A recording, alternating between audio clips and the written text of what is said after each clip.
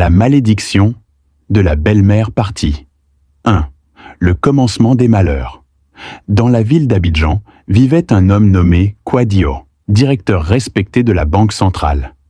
Il vivait heureux avec sa femme Clarisse et leurs 2 filles, Mélissa et Christelle. Une famille bénie, riche, joyeuse. Clarisse possédait un salon de coiffure très fréquenté.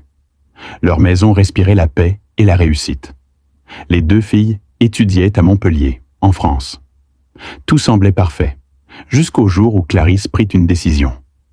Un soir, autour du dîner, elle dit à son mari « Chérie, je pense qu'on devrait faire venir ma mère vivre avec nous. Elle est seule au village, elle vieillit. » Kwadio, bon mari, accepta sans discuter.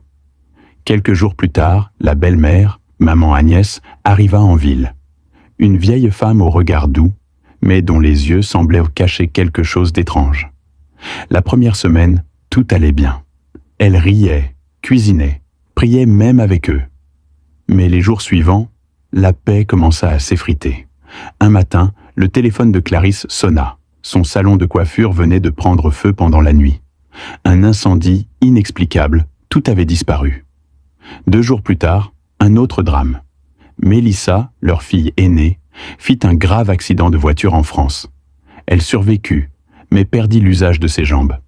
Et comme si cela ne suffisait pas, Christelle, leur 2e fille, changea du tout au tout. Elle sortait en boîte, fréquentait de mauvais garçons, ne répondait plus à sa mère.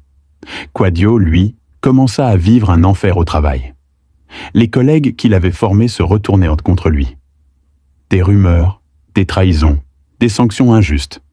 Il se demandait pourquoi tout s'écroule en même temps. Un soir, assis dans une terrasse de café avec un ami proche, Serge, il éclata en sanglots. « Mon frère, tout va mal. Ma femme, mes enfants, mon travail. Je ne comprends plus rien. » Serge posa calmement sa tasse et dit « Ce n'est pas normal. Va voir un homme de Dieu. Ces choses-là ne sont pas naturelles. » Kwadio hésita, puis accepta. Ils prirent la route le lendemain pour rencontrer le pasteur Samuel, un homme de Dieu respecté et craint pour sa puissance spirituelle. Dès qu'ils entrèrent dans l'église, le pasteur leva les yeux et dit calmement « Monsieur Kwadio, je vous attendais. » Kwadio fut choqué. Il ne s'était même pas présenté.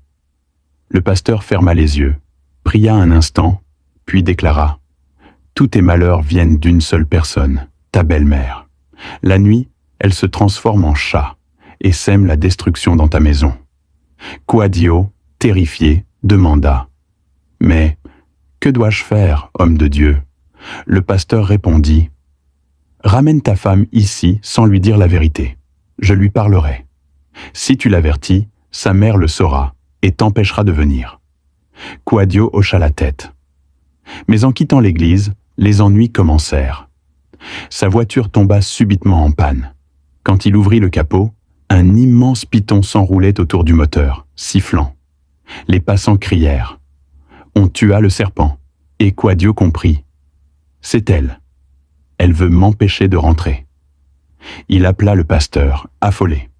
Le pasteur dit calmement, « Répète dans ton cœur, notre Père qui es aux cieux, et avance sans peur. » Kwadio prit un taxi, pria tout le long, et arriva enfin chez lui. Son cœur battait. Il entra. Sa femme dormait sur le canapé. Il la secoua doucement. « Chérie, réveille-toi, on doit aller quelque part. C'est urgent. » Au même moment, la belle-mère sortit de sa chambre troublée. « Où allez-vous à cette heure ?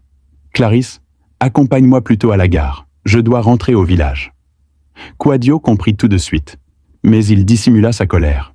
« Très bien, maman, on t'accompagnera. Mais avant, je dois passer au bureau avec Clarisse. » Clarisse, confuse, accepta.